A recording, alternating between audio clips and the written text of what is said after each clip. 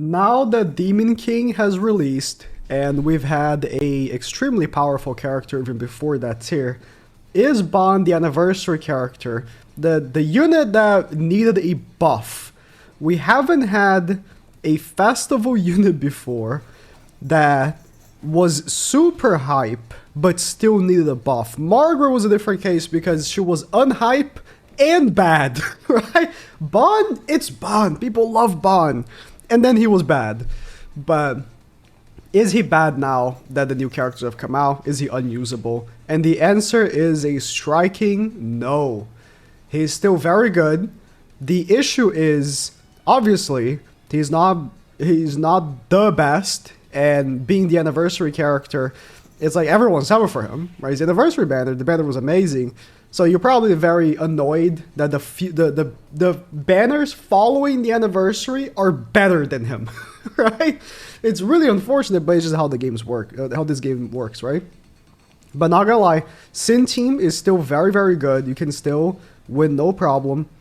And if you want to run with LR Asken, or if you have him, that is definitely also an option. So Bond, although a little washed, I wouldn't say he's like completely washed, he's still good, and still definitely a meta character.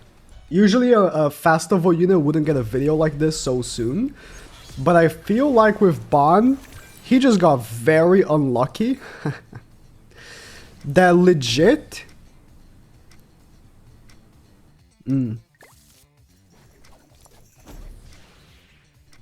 Yeah. Legit, he came out, and... tier released. Oh my god, are you kidding me? I didn't do enough damage. The damage reduction. No. It's fine. The AoE will kill. Tier released, right? Not great, because Tier was already a stronger character. Like, he was the following banner, man. The following banner. And then now Demon King, bringing back the demons to the meta. That's tough, man. That's real tough. And it's not even like... The Demon King is obviously a stupid good unit, so there's definitely that factor. But it's not just that he's a stupid good unit. He brings back the other good units that were already there, right? Like Purgatory Melee. And the end got a holy relic, but like, so did Estarossa, you know what I mean? Like, the end got a relic to bring her back, to go in with Bond, but then Estarossa also got a relic. And they're both good relics. I think they're both relics that people definitely weren't the happiest with, as I sing. Like, the end's relic, people really wanted the end to have a relic that would give her more defenses, so she would be tankier. And with Estarossa, it's like the relic itself, people don't like the effect, it's a little boring, but the relic is very strong. Being able to remove ult gauge is so applicable in so many situations with the Estarossa relic. But yeah, man, it's like, Bond is still good. I would say, if, you know, you went balls deep on Bond because he was the anniversary, you're still going to be using him no problem, and that's a good thing. A character that came out for the anniversary should be very strong. For sure, he should be very strong. But he doesn't need to be the bestest thing for eternity, right? Like, I know last anniversary, we had a similar case where the anniversary character came out, and I mean, even when she came out, it was not that good. But right away, she was overshadowed. Like, right away, right after the anniversary, she was completely overshadowed. And we're seeing a similar case where, I don't know if they're doing it on purpose. I don't know if they're seeing, like, the anniversary character is like... People are gonna summon for the anniversary character anyways. So, let's just make them not as strong, right? Like, we know we're gonna profit from the anniversary. There's no need to really try very hard. So let's not try very hard, and the following banner, like, people are gonna waste all their gems on the anniversary, and then the following banner, they're gonna want to buy gems because the character is so strong. There's, I mean, if you want to be a conspiracy theorist, I wouldn't doubt that theory. Just based on what we've got, right?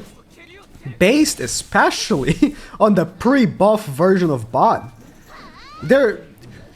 I know I've mentioned so many times, but there's no way they tested him, right? Like, he was so bad. He was so bad that it's almost unbelievable. So with all that, you know, Bond, although I don't know, I'll say third place in the meta, the Sin team. He's still versatile. He can be used with humans, so having a high dupe version of him is pretty nice. But also, Bond is a character that also needs high dupes, because the higher your dupes, the more attack-related stats he gets. They made it better post-buff. You needed, like, if you had him 1-6, he was so garbage. Actually, so garbage. You had, like, no attack-related stats from him. Now it's much better. But, like, a character like the Demon King and Tyr, they don't even need dupes. If you just have them with zero dupes, just 1-6, they are 99% of the strength. Like, if you get them 6-6, that's cool. But at 1-6, they are at basically full strength. So I'm curious of what you guys' opinions are on the subject. Just in general, like, what do you think about Bond's current performance post Demon King? Now Demon King is on global especially. What do you guys think about the fact that he has been kind of overshadowed post anniversary? You know, already 2 banners came out, like almost back to back, that are so strong and sort of make him look weak in comparison. Because also, like, you see, they all have different play styles. The Demon King, Tyr, and Bond, all of them play differently, which is cool. And depending on how you can play the game, one will be better than the other. I think Bond, if you are a free-to-play player, it's much harder for you to make good use out of him compared to the other two. And I say that because if you're going second with Bond, you are at an immense disadvantage, while with the Demon King and Tyr, they don't care. Like, they can go first, they can go second, and they're still good.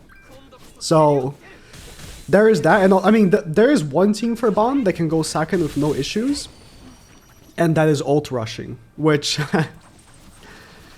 ult rushing means you need a high dupe level, which if you're a free-to-play player, you could have a high dupe level on him if you got lucky, but more likely than not, right? You don't have him just 6-6 laying around if you are in a player that's been playing for years, not re-rolling, stuff like that.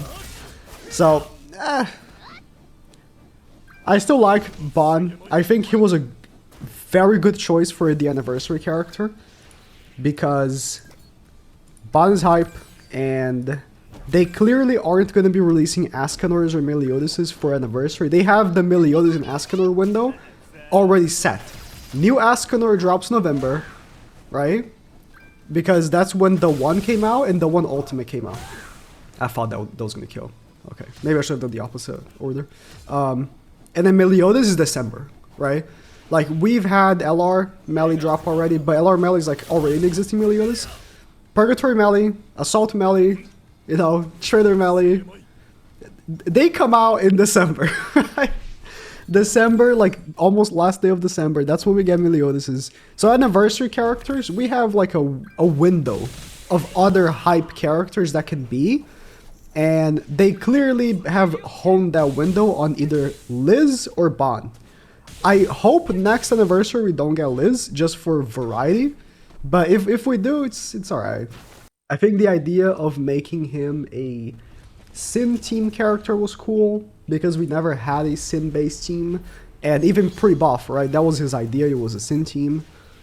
I like that they buffed him and made him also work with other categories of characters, right? Humans and fairies. Which, fairies is interesting. I understand why, but oh, sure, okay, I'm not gonna complain. But in any case, right? I like the idea behind the character. They were very... They had ideas, right? They were like, okay, what if they were in the board, and they're like, what if, right? What if he, every time an ally attacks, they debuff everyone with this super little debuff skill, but also he gets attack related stats per each debuff. Like, he does a lot of things, right? He doesn't do anything that's like dramatic and crazy, but the things that he does a lot of them. Right? So I respect that, but that can't be. To be fair, right? You can't say that festivals don't just do a lot of things. All festivals nowadays have extremely long passives because they have to have extremely long passives. That's how the game has been going. I think. What was the character that released that really changed that for PvP? Because in PvP, if you think about the whole game, it was definitely Trader Meliodas. Trader Meliodas had a humongous passive. But when it comes to PvE, I think it was Ascanor. It's as recent as Ascanor, where festival units just started having absurd passives. Because, I mean, even Esterosa, right? Esterosa's passive is really good, really powerful, but it mainly does two things, right? You apply the encroachment, or sorry, you apply the darkness, which only demons can apply, right? You apply the darkness. For each darkness, all allies get basic stats up to 50. And then if darkness reaches 4, they get encroached. That is like 2-3 things, right? While most festival characters since Ascanor have been doing like a lot of things. Not a bad thing though. Not a bad thing. What if we did this actually? Let's seal the tier here. From Tarmiel. Although, I don't mind. If I'm using Bond, it's not my biggest worry to get tier at very low HP because I am lowering his crit chance. The thing is, right, now that we know that tier not only gets attack but also crit chance, it is a little worrisome to have him that low. But if you lower him to like 50% HP and you're already lowering his crit chance by 100%, he is getting like 50% of that 100 back. So it's like you're lowering his crit chance by 50%, but that 50% is enough because outside from outside from Lost Vein, like Bonds in the end's core resistance is high enough. Okay, maybe not, maybe not with the -40, but it's still high enough that they won't get that they likely won't get crit. What if we just did this? All right, Bomb, prove you're not washed. Nice.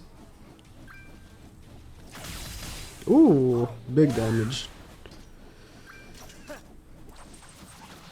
I don't know, man. I'm sure a lot of you are still gonna be using Bond because you pulled hard for Anniversary and maybe you had to make the choice of skipping Freyr, or sorry, not Freyr, Tyr, and that's fine, right?